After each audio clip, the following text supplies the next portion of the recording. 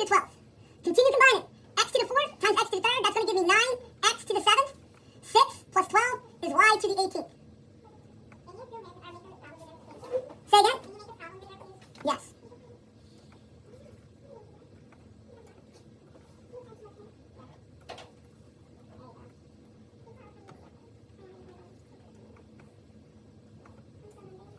Factor completely. I actually got this one wrong. The first time I did the test. The thing is, I'm trying to go through it really rapidly. And the change in signs is tricky in your head when you're trying to do it in your head. So you want to calm down. Take a chill pill. I don't know what to tell you. I'm going to set up my parentheses. X times x is x squared. And then what two numbers multiply together to equal 12? All the choices are there. It's got to be 4 and 3. It's got to be 3 and 4. Now, here comes the move. Which one's bigger? The 4 automatically gets the minus sign because it's bigger. And then I want to throw a negative over here to see if it works. What's negative 3 times negative 4? And that is positive 12. And that's what I'm looking for there, the positive 12. So it has to be minus minus. It has to be choice B. This is a soap problem. Factor completely. So the first move, I'm going to rewrite it. As x to some power, x to the 3rd power, minus something to the 3rd power. What cubed equals 125? Has to be 5. Then I'm going to implement soap. Test taking strategies, it has to have a positive in the back end. They all have a positive in the back end. That means it's a well-written question. Next step. Parentheses here, big parentheses here, same. Opposite. Always positive. So right now I can get rid of, they all have a minus there. I need one with a positive, so I can get rid of choice C. Whoa. Same, opposite, always positive. Okay. Yeah, I can get rid of choice C. This number, x just falls down. The 5 falls down. X times x is x squared. 5x in the middle. 5 times 5 is 25. It's going to be choice B. This one was really difficult.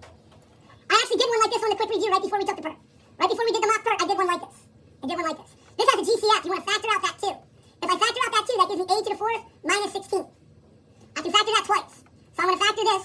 A squared times a squared equals a to the 4th. 4 times 4 equals 16. The signs alternate, plus minus. The 2 falls down.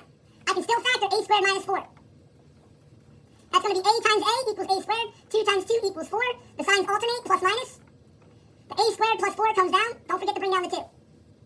Has to be choice D. Another factor completely. Again, using the squares. You want to use the squares. If you did the list of squares, that'll help you for this problem. It has to be plus minus. Can't be B. Has to be plus minus. Can't be B.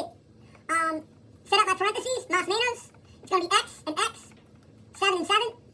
So they all have that. Then it's going to be the square root of 4 is 2. The square root of 25 is 5. Choice A. Factor and solve. This one's a little bit more involved.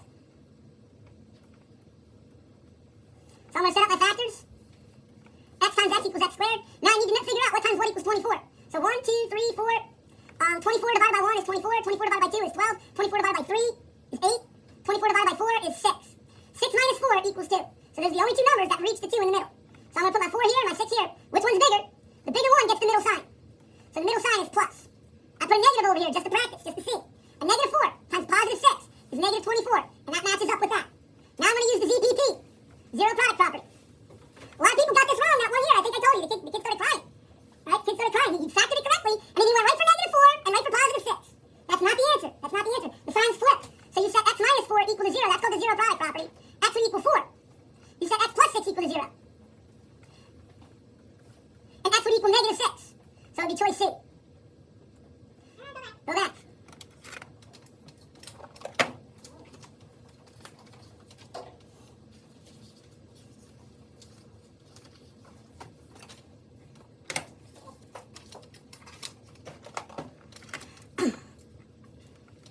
This one's a little tough. A couple of different ways to do it. Test taking strategies. If you use test taking strategies, notice negative 3 shows up how many times? 3 times. So it's probably not going to be choice C. Notice, a fraction shows up 3 times. So it's probably not going to be choice A. So right now I have the sneaking suspicion that negative 3 is going to be one of the solutions. So I'm going to take negative 3 and put it in the backwards box and do synthetic. 2, 5, negative 3.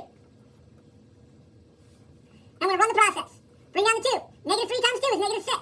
5 minus 6 is negative 1. Negative 3 times negative 1 is positive 3. The remainder is 0. What does this mean?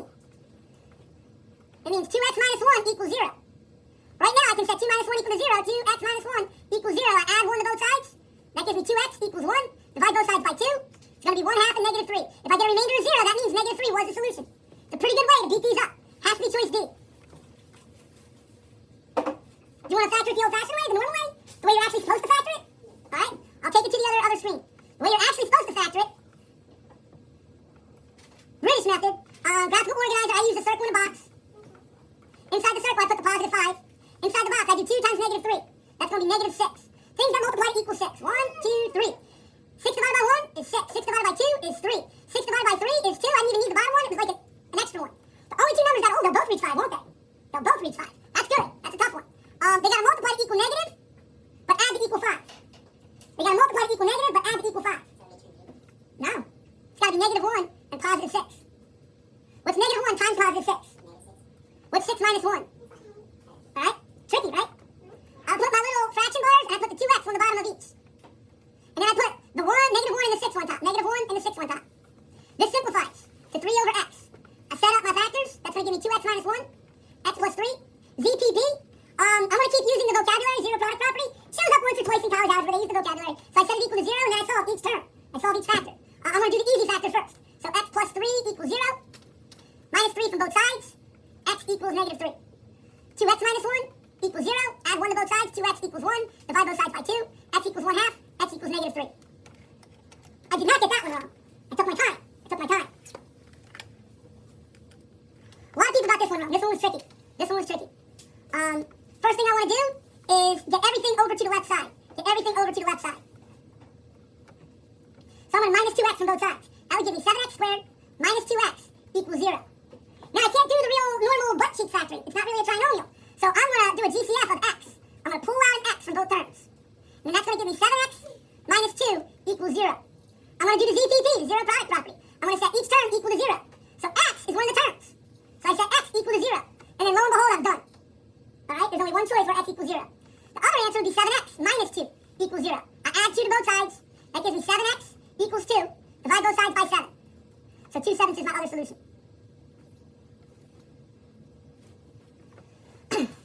Solve the system. Again, if you're in college algebra, you just pull out the Casio calculator, you mode 5 1 it, and it'll kick out the answers pretty rapidly. PERT, you gotta do it by hand. No calculator. I'm gonna multiply the bottom equation by negative 1. The top equation I'm gonna keep the same. 3x minus x is 2x. These two eliminate.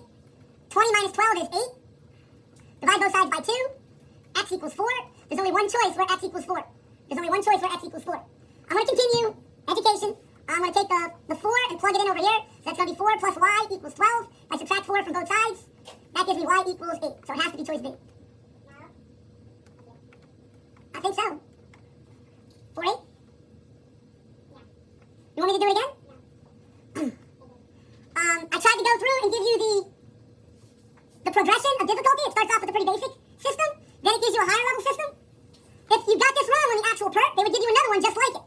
If you get it right on the PERT, they give you one of a higher value of more and more difficulty. If you get that one right, then they smack you upside the head with the really difficult one, the drawings. And if you solve the system, you don't get a nice number, do you?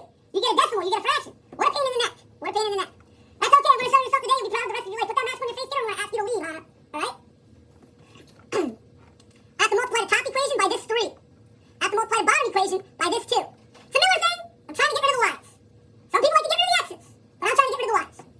Do any of the x's repeat? No. So if I solve it for x, I'm done. I don't have to actually solve it for y. Distribute that positive 3 across, and that's going to give me 9x plus 6y. Oh Lord. 3 times 29, that's 27. 3 times 2 is 6, plus 2 is 87. This is going to equal 4x minus 6y equals 22. I think we did this one in class, didn't we? Negative 22, thank you.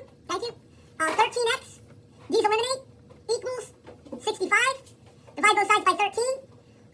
It ain't negative, and I believe it's got to be 5. So I'm going to real quick practice 5 times 13 to see if it equals 65. If you don't want to do old school division, do old school multiplication. So 3 times 5 is 15, add 1, 5 times 1 is 5, plus 1 is 65, has to be choice A.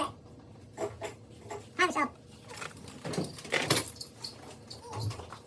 Michelle, did you take them off first? You don't want to, okay? How you doing, kid?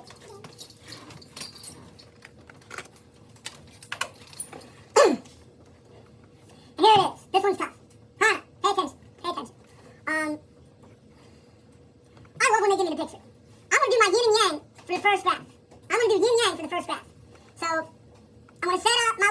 thing. This is going to be the y-intercept. This is going to be the x-intercept. I'm going to come in. I'm going to hide the 2. I'm going to hide the 2. What's 6 divided by 3? That's 2. Now I'm going to go in and hide the 3. What's 6 divided by 2? So one of my graphs has to go through 0, 2, 3, 0. One of my graphs has to go through 0, 2, 3, 0. I instantly notice it can't be graph A.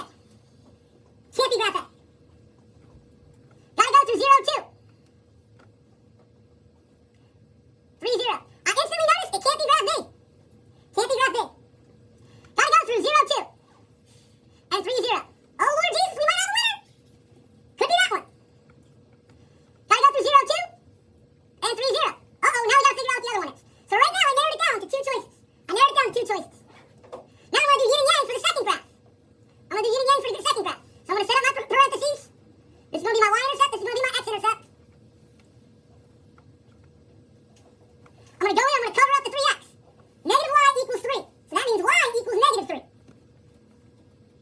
Go in and cover up the y. 3x equals 3. That means x equals 1. So I go through 0, negative 3. 0, negative 3. It can't be this one. Goes through 0, negative 1, 2. You can see it goes down through about there, doesn't it? And then 1, 0. Goes through 1, 0. It's gotta be choice D. It's gotta be choice D.